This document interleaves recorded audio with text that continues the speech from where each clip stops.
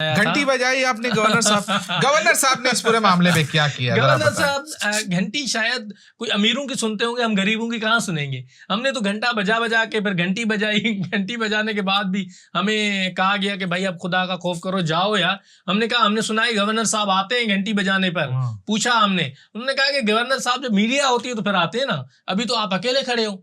तो हमने कहा ये बात भी ठीक है कि हम तो मतलब आप वहां गए, आपने घंटी बजाई, कोई नहीं आया? कोई नहीं आया, गवर्नर साहब नहीं आए। गवर्नर साहब नहीं आए। अच्छा, फिर मैं अंदर गया, मैंने कहा भाई गवर्नर साहब कहते हैं कि वो आप घंटी बजाओ हम पहुंच जाएंगे, तो चलो नहीं आए। उन्होंने कहा नहीं, ऐसा नहीं होता।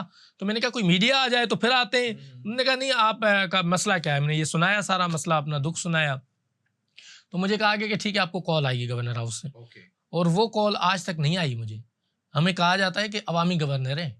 अवामी गवर्नर का मतलब ये होता है कि आपको कॉल भी ना आए, पूछा तो जाए कि हमारे दुख तो सुने जाएं। हम अगर हुक्मरानों से नाला हैं, तो हमने सुना था कि गवर्नर साहब बड़े अवामी बंदे हैं, मिलते हैं, और गवर्नर हाउस आवाम के लिए खोला जाता है, दरवाजे आवाम के लिए खुले हैं, आवाम के लिए खुले हैं। तो हम भी तो आवाम है ना, हमें भी कोई पूछे तो सही। लेकिन हमें, हमारा तो किसी ने कोई दुख नहीं सुना। और उसके बाद हमने हर जगह पे जाके अपनी दास्तान सुनाई, लेकिन किसी ने नहीं सुनी।